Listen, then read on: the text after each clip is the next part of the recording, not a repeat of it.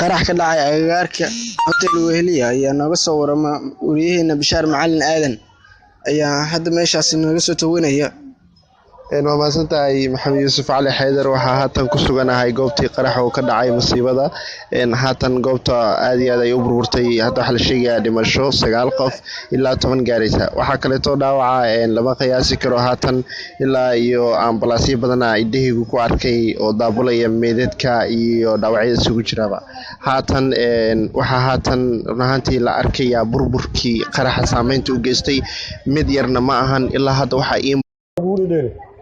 Bishaar mis leedahay qaraxaasi saameyn badan oo ku yeeshay dadyoga ka dhow meesha waa maasantahay Maxamed Yuusuf runaantii jawiga meesha markaad aragto waxaad dareemaysaa in qaraxa saameyn weyn uu yeeshay dad badan guryo badan halkaasi dhulka ay galeen waxaad dareemaysaa in hanti badan iyo naf kulli intuba inay dhulka isla wada galeen marka isbitaaladii waxaad dareemaysaa in buux ay dhaafiyeen waliba xitaa dhaawacyadii iyo meedadka Bishaar meeqo wax ku gaaray hadda oo dhimasho iyo dhaawac hadda khasaare nololeed iyo mid hantiyadeed maxaa laga soo sheegay hadda wax cad oo meesha hadda ka cad wallahi ilaa hadda waxaan arkay 10 ruux oo gaaraya ilaa ay ka badan hadda la sheegayo dhaawacyaduna intaas way ka sii badan yihiin sidaan la sheegay hadda